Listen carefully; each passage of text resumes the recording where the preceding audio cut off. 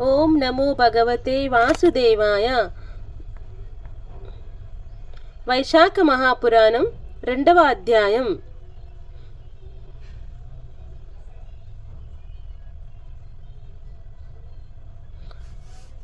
శివుడు పార్వతీదేవికి మాఘమాస మహిమలు చెప్పుట. వశిష్ఠుల వారు మార్కండే వృత్తాంతమును, శివలింగాకార వృత్తాంతమును వివరించిన తర్వాత ఇంకొన వేలవేలనే కుతూహలపడి దిలీపుడు మరలా ఇట్లా ప్రశ్నించెను. మహాముని, ఈ మాఘమాస మహత్యమును ఇంకను వినవలయున నేడి కోరిక ఉదయించుచున్నది, కాన సెలవిండని ప్రార్థించాగా వశిష్ఠుడు చెప్పసాగెను. మున్ను పార్వతీదేవికి శివుడును నారదునకు బ్రహ్మయు మాఘమాస మహత్యమును గురించి చెప్పి ఉన్నారు కాన శివుడు పార్వతికి చెప్పిన విధముగా వివరించెదను వినుము. ఒకనాడు శివుడు మహాపరమశివుడు గుణాలు సేవించుచు నానారత్న విభూషితమగు కైలాస పర్వతము మందలి మందార వృక్ష సమీపమున ఏకాంతముగా కూర్చుని ఉన్న సమయమున లోకజనని అగు పార్వతీదేవి వచ్చి భర్త పాదాలకు నమస్కరించి, స్వామి, మీ వలన అనేక పుణ్య విషయములను తెలుసుకొంటిని కాన ప్రయాగ క్షేత్ర మహిమను మాఘమాస మహత్యమును విలవనని కోరిక ఉన్నది కాన ఈ ఏకాంత సమయము అంతా క్షేత్ర మహిమలను వివరింప ప్రార్థించుచున్నానని దానని వేడుకొనగా పార్వతీపతియగు శంకరుడు మందహాసంతో నిట్లు వివరించను. దేవి, నీ ఇష్టమును తప్పక తీర్చెదను, శ్రద్ధగా వినుము. సూర్యుడు మకర రాశి అందుండగా మాఘమాసమంతా ప్రాతకాలమున ఈ మానుజుడు నదిలో స్నానము చేయునో అతడు సకల పాతకముల నుండి విముక్తుడగునటే కాక జన్మాంతమందు మోక్షమును పొందును. అటులనే మాఘమాసంలో సూర్యుడు మకర రాశి అందుండగా ప్రయాగ క్షేత్రమునందే నరుడుగా స్నానమాచరించునో అతనికి వైకుంఠ ప్రాప్తి కలుగును. అంతియే కాదు, జీవనది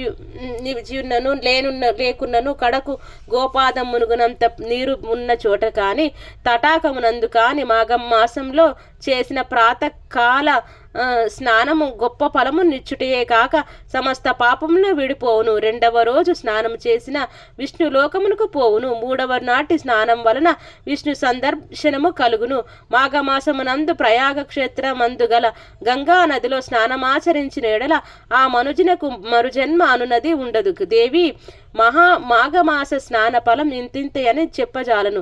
మాఘమాసం నందు భాస్కరుడు మకర రాశి అందుండగా ఏది అందు బాటులో ఉన్న అనగా నది కాని చెరువు కాని నుయ్యి కాని కాలువ కాని లేదా గోపాదం మునుగునంత నీరున్న చోట కాని ప్రాతకాలంన స్నానమాచరించి సూర్య భాగవానునికి నమస్కరించి తనకు తోచిన దాన ధర్మములు చేసి శివాలయమున గాని విష్ణువాలయమున గాని దీపం వెలిగించి భక్తి శ్రద్ధలతో అర్చన చేసిన మానవునకు వచ్చు పుణ్య ఫలము ఇంతింత కాదు. ఏ మానవుడైనను తన శరీరంలో శక్తి లేక కడకు భావియందైనను స్నానమాచరించి శ్రీవారి దర్శనమును చేసినచో అతడెట్టి కష్టములు అనుభవించుచున్నను ఆ కష్టములు మేఘముల వలె విడిపోయి విముక్తుడగును. ఎవరైనను తెలిసి గాని తెలియక గాని మాఘమాసంలో సూర్యుడు మకర రాశి అందుండగా నదీ స్నానం ఆచరించిన ఎడల అతనికి అశ్వమేధ యాగం చేసినంత ఫలము దక్కును. అదియును గాక మాఘమాసం అంతయు ప్రాతకాలమున నదిలో స్నానము చేసి శ్రీమన్నారాయణి పూజించి సాయంకాల సమయమునకు మాఘపురాణం చదివి విష్ణు మందిరమున గాని శివాలయమునందు గాని దీపం వెలిగించి ప్రసాదము సేవించిన ఎడల అతనికి తప్పక విష్ణులోక ప్రాప్తి కలుగుటయే కాక పునర్జన్మ ఎన్నటికీ కలగదు. ఇటులా ఒక పురుషులే కాక స్త్రీలు కూడా ఆచరించవచ్చును. మానవుడు జన్మమెత్తిన తర్వాత మరలా ఘోర పాపాలను చేసి మరణానంతమున రౌరవాది నరక బాధలు అనుభవించుట కంటే తాను బ్రతికి ఉన్నంత కాలం మాఘమాసమునందు నదీ స్నానం చేసి దాన ధర్మాది పుణ్యములను ఆచరించి వైకుంఠ ప్రాప్తి నొందుట శ్రేయస్కరము కదా. ఇదే మానవుడు మోక్షము పొందుటకు మార్గము. ఓ పార్వతి, ఏ మానవుడు మాఘమాసమున తృణీకరించునో అట్టివాడు అనుభవించు నరక బాధ గురించి వివరించదును, సావధానముగా ఆలకింపుము.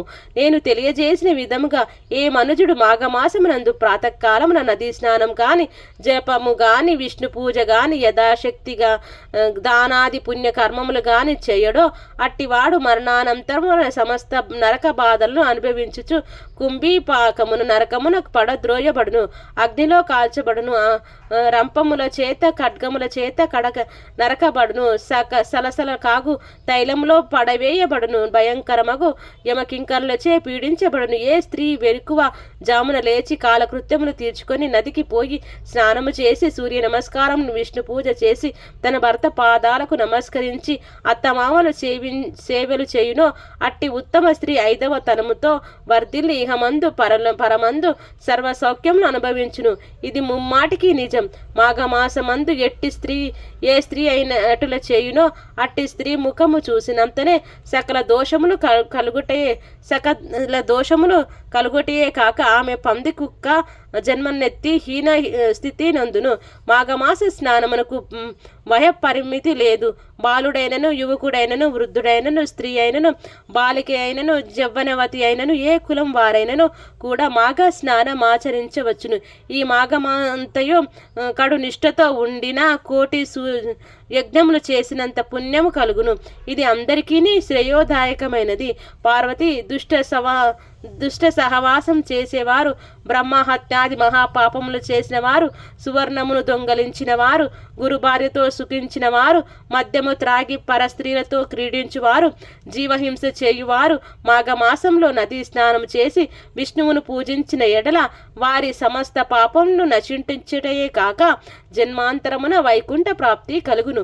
మరియు కులభ్రష్టుడైన వాడును, కించిత్తు మాత్రమైనను దాన ధర్మములు చేయని వాడును, ఇతరులను వధించి వారి వద్ద ధనమును హరించు వాడును, అసత్యమాడి ప్రొద్దుగడుపు వాడుగును, మిత్రద్రోహియు, హత్యలు చేయువాడును, బ్రాహ్మణులకు హింసించువాడును, సదా వ్యభిచార గృహాలలో తిరిగి తాగి గట్టిగా ఇల్లాలని బిడ్డలను వేధించు వాడును, రాజద్రోహి, గురుద్రోహి, దైవభక్తి లేనివాడును, దైవభక్తులను ఎగతాళి చేయువాడును, గర్వం కలవాడై తానే గొప్పవాడినని అహంభావంతో దైవ కార్యాలను ధర్మకార్యములను చెడగొట్టుచు దంపతులకు విభేదములను కల్పించి సంసారము విడిదీయువాడును, ఇండ్లను తగలబెట్టి వాడును, చెడు పనులు ప్రేరేపించువాడును, ఈ విధమైన పాపకర్మలు చేయువారును సైతము ఎట్టి ప్రాయశ్చిత్తములు జరపకనే మాఘమాసమునందు స్నానం చేసినంత మాత్రముననే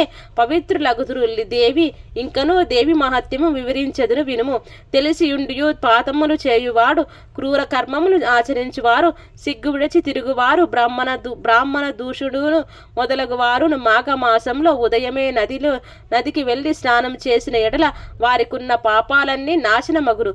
మాఘమాస స్నానమును ప్రాతకాలమునే చేయవలను. అలాగును చేసినచో సత్ఫలితాలు కలుగును. ఏ మానవుడు భక్తి శ్రద్ధలతో మాఘమాసం మొదటి నుండి ఆఖరి పర్వాంతం స్నానములు చేసేదనని సంకల్పించును అటువంటి మానవునికి ఉన్న పాపములు తొలగిపోయి ఎటువంటి దోషములు లేక పరిశుద్ధుడగును. అతడు పరమ పదము చేరుటకు అర్హుడగును. శాంభవి 12 మాసములలోనూ మాఘమాసము మిక్కిలి ప్రయస్తమైనది. సకల దేవతల్లో శ్రీమన్నారాయణుడు ముఖ్యుడు. అన్ని శాస్త్రముల్లో వేదము ప్రధానమైనది. అన్ని జాతులలో బ్రాహ్మణుడధికుడు.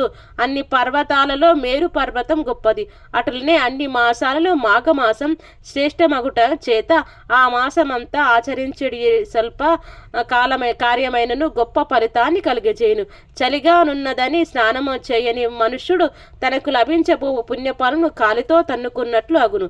వృద్ధులు, జబ్బుగా ఉన్నవారు చలినీళ్ళలో స్నానం చేయువారు కాన ఎట్టి వారిని ఎండు కట్టెలు తెల్చి అగ్నిరాజ వేసి వారికి చలి కాగించిన తర్వాత స్నానం చేయించిన ఎడల ఆ స్నాన ఫలమును పొందుదురు. చలి కాగిన వారు స్నానం చేసి శ్రీవారిని దర్శించిన పిదప అగ్నిదేవునికి సూర్య భగవానునికి నమస్కరించి నైవేద్యం పెట్టవలెను. మాఘమాసంలో శుచి అయిన ఒక బీద బ్రాహ్మణునికి వస్త్రదానం చేసిన ఎడల శుభ ఫలితాలు కలుగును. ఈ విధంగా ఆచరించిన వారిని చూసి ఏ మనుజుడైనను అపహాస్యం చేసినో లేక అడ్డు తగిలినో మహాపాపములు సంప్రాప్తించును. మాఘమాసమున ప్రారంభమున కాగానే వృద్ధులను, తండ్రిని, తల్లిని, భార్యను లేక కుటుంబ సభ్యులందరినీ మాఘమాస స్నానం ఆచరించినట్లచే మానవుడు చేయునో అతనికి మాఘమాస ఫలితము తప్పక కలుగును. ఏ విధముగానో బ్రాహ్మణునికి కానీ, వైశ్యునికి కానీ, క్షత్రియునికి కానీ, శూద్రునికి కానీ మాఘమాస స్నానము చేయుమని చెప్పిన ఎడల వారు పుణ్యలోకములు పోవుటయే అడ్డంకులను ఉండవు. మాఘమాస స్నానములు చేసిన వారిని కానీ, చేయని వారిని కానీ ప్రోత్సహించు వారులకు చూసి ఆక్షేపించి పరహాసమాడు వారికి ఘోర నరకాదులు కలుగుటయే కాక ఆయుక్షీణం, వంశ క్షీణత కలిగి దరిద్రులగుదురు. నడుచుటకు ఓపిక లేని వారు మాఘమాసంలో కాళ్ళు చేతులు ముఖం కడుక్కొని తలపై నీళ్లు జల్లుకొని సూర్య నమస్కారాలు చేసి మాఘ పురాణమును చదువుట గాని వినుట గాని చేసి ఎడల జన్మాంతరమున విష్ణు సాన్నిధ్యమును పొందుదురు. పాపము దరిద్రము నశింపవల అన్న మాఘమాస స్నానము కన్నా మరొక పుణ్య కార్యమేదియును లేదు. మాఘమాసమును వలన కలుగు ఫలితం ఎటువంటి ధనగా 100 అశ్వమేధ యాగములు చేసి బ్రాహ్మణుకు ఎక్కువ దక్షిణలిచ్చిన ఎంతటి పుణ్యఫలము కలుగునో మాఘ స్నానం చేసిన అంతటి పుణ్యఫలము కలుగును. బ్రాహ్మణ హత్య, పితృహత్యాది మహాపాతములు చేసిన మనుజుడైనను మాఘమాసమందు కడు నిష్ఠతోనున్న ఎడల గౌరవవాది నరకాల నుండి విముక్తుడగును. కనుక ఓ పార్వతి, మాఘమాస స్నానం వలన ఎట్టి ఫలితము కలుగునో వివరించితిని గాన నే చెప్పిన రీతిని ఆచరించుట అందరికీ శుభప్రదం. మాఘపురాణం 2వ అధ్యాయం సంపూర్ణం.